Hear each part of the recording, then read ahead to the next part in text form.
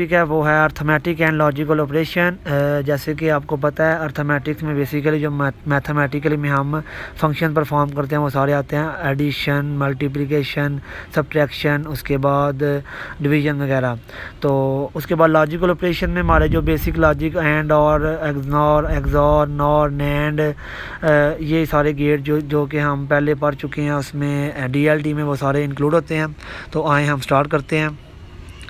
A logical operation is a special symbol or word that connects two or more phases of information। कि logical operation एक ऐसा special symbol होता है या word होता है जो कनेक्ट होता है दो या दो से ज़्यादा फेजेस या वेरिएबल के ऊपर, और इसको हम यूज़ करते हैं टेस्ट करने के लिए, या दो से ज़्यादा जब वर्ड का आपस में रिलेशनशिप बना होता है उनमें या एक ने फॉल्स या एक ने ट्रू होना होता है, उसके बारे में हम इसे यूज़ करते हैं। इसको बेसिकली जो 1 और 0 की फॉर्म में देखा जाता है।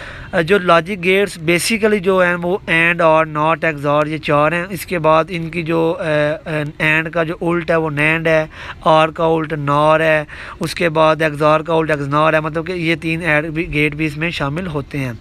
तो आए 1 to 1 हम इनको सिंपल पढ़ते हैं। एंड गेट ऐसा गेट होता है या ऐसा ऑपरेशन होता है जिसने हमारी आउटपुट वैल्यू या हमारा जो रिज़ल्ट है उस वक़्त ही हाई देना है जबकि दोनों वैल्यू जो दो इनपुट्स हम दे रहे हैं वो हाई हों या दोनों इनपुट 1 हो, उस सूरत में ये 1 देगा। अदरवाइज़ अगर एक वैल्यू भी फॉल्स या 0 होगी तो ये आउटपुट 0 देगा। जैसे कि आप मल्टीप्लिकेशन में देख लेंगे, 0 को 0 से हमने मल्टीप्लाई करना है, हमारा आंसर 0 आना है। 0 को 1 से मल्टीप्लाई करना है, हमारा आंसर 0 आना है। 1 को 0 से मल्टीप्लाई करना है, हमारा आंसर 0 आना है। 1 को 1 से जब मल्टीप्लाई करेंगे तो हमारा आंसर 1 आएगा। यानी कि तजर्बे से साबित ये होता है कि ये उस वक्त तक वैल्यू हमें 1 देगा जबकि दोनों वैल्यू जो उनसे हमारी 1 होंगी। उसके बाद इसका जो सिंबल है वो आपको नज़र आ रहा है, तो इसका ट्रुथ टेबल भी नज़र आ रहा है। A भी उसने इनपुट के तौर पे लिए हुए हैं और आउटपुट के तौर पे Y लिया हुआ है। उसके बाद और गेट आता है। और गेट ने हमें आउटपुट उस वक्त हाई या 1 देनी जबकि दोनों में से एक वैल्यू भी 1 होगी या हाई होगी या ट्रू होगी, क्योंकि इसको 1 ट्रू या हाई कुछ भी कह सकते हैं हम। हाँ, अलबत्ता देखा जाए ना तो अगर आप मैथमेटिक्स फंक्शन में देखें जो प्लस का निशान होता है ना वो उस वक्त यूज़ किया जाता है जबकि एक भी वैल्यू 1 होगी हमारा आंसर 1 आता है। जैसे मिसाल के तौर पे 0 को 1 में ऐड करें या 1 को 0 में ऐड करें, हमारा आंसर 1 आता है। तो ये एडिशन के लिए हमें यूज़ करते हैं और गेट को, एंड गेट को मल्टीप्लाई के लिए और और गेट को एडिशन के लिए।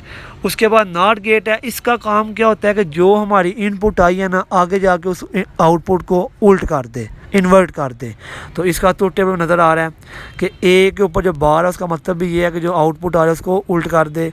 0 को 1, 1 को 0 कर देगा, हाई को लो या लो को हाई कर देगा। आगे नेक्स्ट आता है एक्सॉर गेट। एक्सॉर गेट ने बेसिकली ऐसा काम परफॉर्म करना होता है कि जब दो वैल्यू बिल्कुल सेम हो तो इसने आंसर हमारा लो देना है या 0 देना है, जबकि दोनों इनपुट जब इन्वर्ट हो, मतलब एक 0 दूसरी 1 हो या एक हाई दूसरी लो हो, तो उस सूरत में ये आउटपुट हाई देगा, उसके अलावा आउटपुट लो ही देगा। ये गेट एक्सॉर गेट का ये बेसिकली सिंबल है। इसको एक्सक्लूसिव और भी कहते हैं। उसके बाद हमारा जो बेसिक कंसर्न है वो क्योंकि असम्बली लैंग्वेज में है, तो असम्बली लैंग्वेज के ऊपर मतलब कि गेट किस तरह अप्लाई किए जाते हैं, किस तरीके से एडिशन होती है, मल्टीप्लिकेशन होती है, किस तरीके से डिवीजन होती है, सब्ट्रैक्शन होता है, उसको पढ़ने के से पहले हमें जो असम्बली लैंग्वेज का बेसिक स्ट्रक्चर है वो जानना पड़ेगा। इसके लिए हम नोट पैड को यूज़ कर सकते हैं सिंपली जो हर कंप्यूटर में होता है, और उसके साथ एक डॉक्स बॉक्स होता है वो इंस्टॉल करते हैं, उसके अंदर इसकी कोडिंग की जाती है। आजकल तो विजुअल स्टूडियो भी यूज़ किया जा रहा है तो हमें यह आउटपुट वगैरह देता है। तो इससे इसको असम्बली लैंग्वेज को प्रैक्टिकली करने से पहले आपको किसी भी लैंग्वेज का एक लैंग्वेज का या सी प्लस का आना बहुत ज़रूरी है। जैसे C++ है उसका भी एक बेसिक स्ट्रक्चर होगा जिसके अंदर वो काम करना पड़ता है हमें। इसी तरह असम्बली लैंग्वेज का भी बेसिक स्ट्रक्चर है जिसमें सबसे पहले क्या होता है डॉसेज। डॉसेज का काम क्या होता है कि उसने ये बताना है कि जो भी हमने डाटा लिखना है ना असम्बलर जो असम्बली लैंग्वेज में होता है उससे इसने लिंक करवाना है डॉसेज ने। उसके बाद आया डॉट मॉडल स्मेल मैंने लिख दिया, वैसे स्मॉल होता है ALL है, मेरे से मिस्टेक होगी, इसका स्मॉल आएगा डॉट स्मॉल, ठीक है। इसका काम करता है सेगमेंट्स को देखना, सेगमेंट्स हमारे जो से होते हैं उनके बारे में ये देखेगा। उसके बाद आता है डॉट स्टैक 100H। इसका काम क्या होता है कि स्टैक के साइज़ को प्रोग्राम में देखना। स्टैक क्या होता है कि हमारा जो डाटा आ रहा है, जिस तरतीब से आ रहा है, उसमें से सबसे पहले तरतीब में कौन डाटा आया, कौन सा बाद में आया, ये स्टैक होता है। स्टैक मतलब कि जो हमारी लोकेशन है या जो हमारा डाटा आ रहा है उसके अंदर, हमारी डायरेक्टरी के अंदर। उसके बाद डॉट डाटा आ गया। डॉट डाटा का काम ये होता है कि इसने वेरिएबल को डिफ़ाइन करना है डाटा के। उसके बाद डॉट कोड आ गया, जो हमारा असेंबली कोड होगा उसके लिए ये रिप्रेजेंट करता है। ये हमारा ऊपर मतलब कि मेन के ऊपर लिखा जाएगा। उसके बाद हमारा आता है मेन प्रॉक। मेन प्रॉक के अंदर हमने सारी कोडिंग करनी होती है। मेन प्रॉक अगर देखा जाए तो हमारा बेसिकली जो यूज़ होता है वो जैसे मेन फंक्शन यूज़ होता है विद मेन, या आप समझ लें इंट मेन जो आपका इसमें डेव C++ में यूज़ करते हैं, और टर्बो में देखें तो आप यूज़ करते हैं विद मेन। तो इस तरह ये जो असेंबली लैंग्वेज में है ना वो मेन प्रॉक के नाम से जाना जाता है मेन फंक्शन। हमने जो कोडिंग करनी है सारी मेन प्रॉक के अंदर करनी है। तो मेन एंड पी का मतलब ये है कि जो हमारा प्रॉक स्टार्ट हुआ, जो प्लस में स्टार्ट किया हुआ है उसका एंड पॉइंट। और जो एंड मेन का मतलब ये है कि हमारा टोटली जो सा प्रोसेस है ना वो ख़त्म हो गया। तो ये हमारा बेसिक स्ट्रक्चर होता है असेंबली लैंग्वेज के अंदर। आगे आ गए इसकी कॉमन एग्जांपल्स कि हम किस तरीके से एडिशन कर सकते हैं इसकी, अब या मल्टीप्लिकेशन या आप सब्ट्रैक्शन ले लें। सबसे पहले आता है एडिशन का, मैंने एग्जांपल इंक्लूड की हुई है x = y + z। अब इसमें देखें कि x के अंदर y और z को प्लस करके रखा हुआ है। अब इसमें असेंबली लैंग्वेज में जो सबसे ज़्यादा कॉमन सिंटैक्स यूज़ होता है वो होता है मूव का। मूव ये ले लें कि डाटा टाइप इसकी है, या इसका ले लें मेन सिंटैक्स है जो कि हर कोडिंग के अंदर यूज़ किया जाएगा।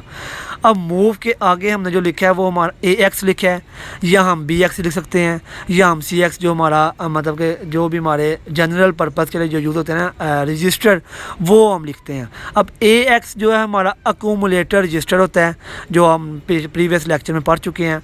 अब AX के अंदर हमने कोई वैल्यू रखनी है, वो रखनी है y, क्योंकि ऊपर सबसे पहले हमारे पास y है तो वो हमने AX के अंदर स्टोर करवा ली y। मूव तो इसका बेसिकली सिंपल सिंटैक्स हो गया ना, तो AX के अंदर हमने क्या रखवा दिया y। अब नंबर 2 पे एडिशन करना है z को, तो क्योंकि प्लस का निशान है तो उसके लिए ऐड यूज़ करेंगे, वो हो जाएगा z। अब देखा जाए तो AX के अंदर हमारा क्या का यूज़ सेव हो गया है y और z दोनों प्लस हो के, क्योंकि ऐड का लफ्ज़ भी यूज़ हुआ है इसलिए उसका मतलब है कि ऐड हो गया। अब लास्ट पे देखा जाए तो हमने x के अंदर y + z का आंसर लेकर आना है।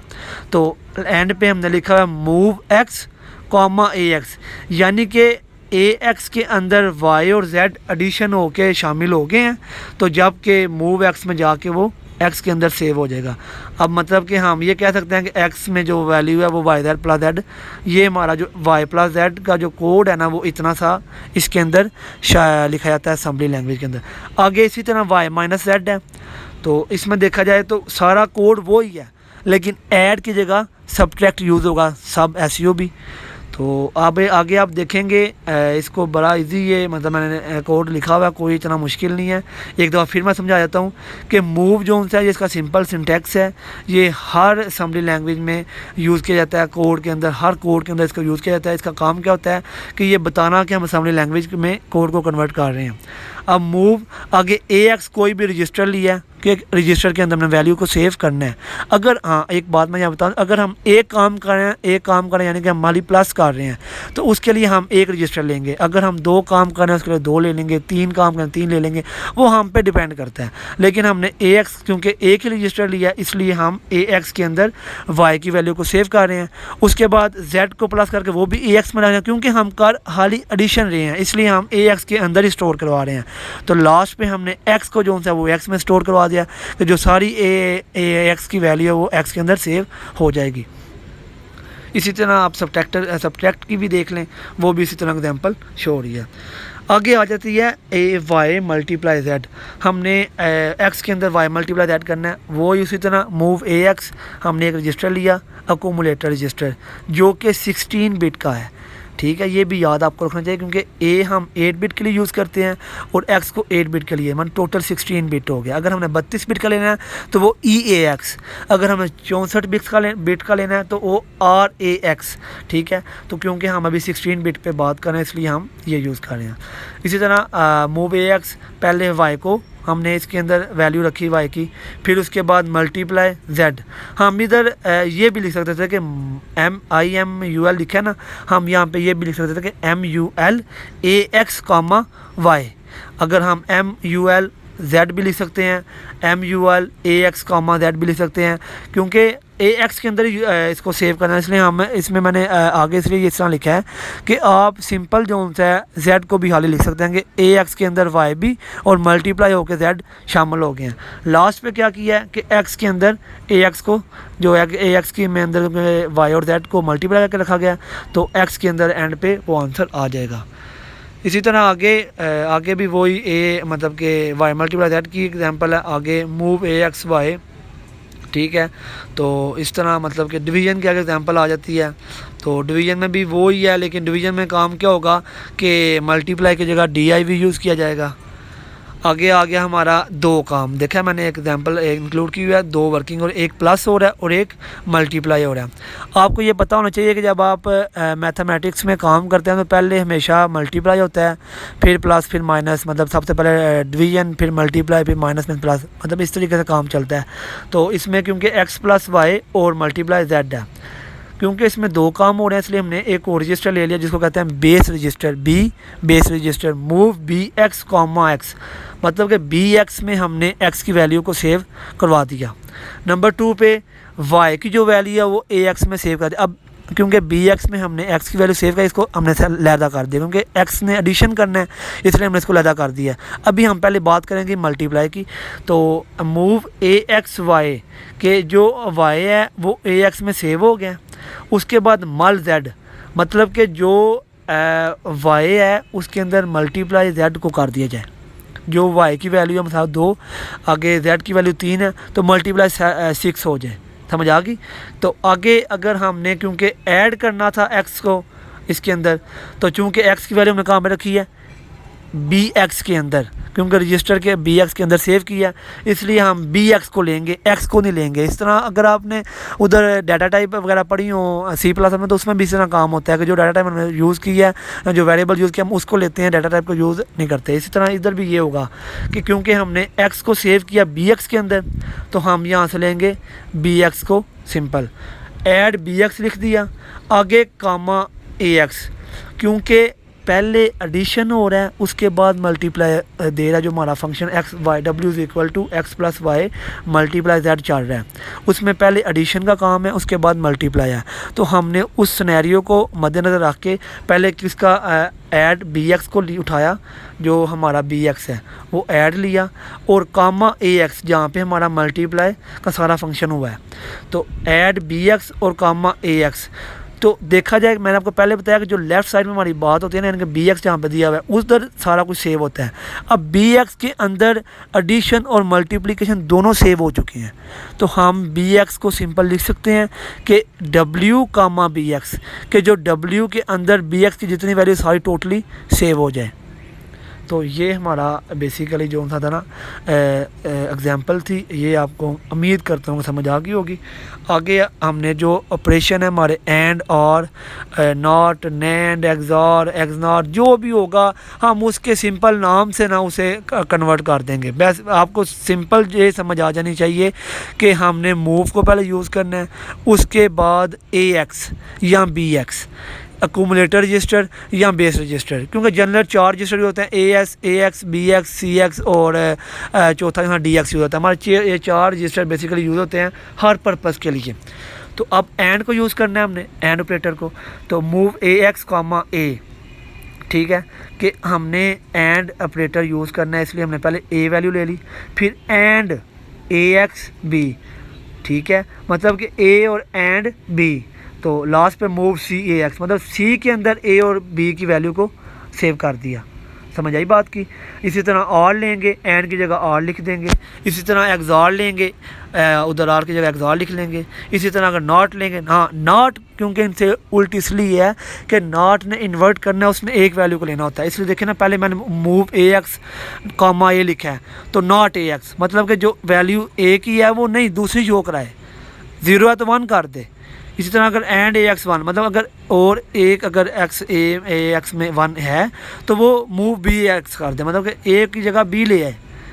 इसी तरह मतलब कि जो सा ये हमारी असम्बली लैंग्वेज में गेट वगैरह सारे काम चलते हैं, सारे मतलब के फंक्शन वगैरह अप्लाई होते हैं। इस तरह हमारा जितना भी कोडिंग है, हमने एडिशन करनी है, मल्टीप्लाई करना है, सब्ट्रैक्शन वगैरह करना है, तो ये इसके बेसिक जो कोड थे ना वो ये थे। उम्मीद करता हूँ आप समझ आ गई होगी। आगे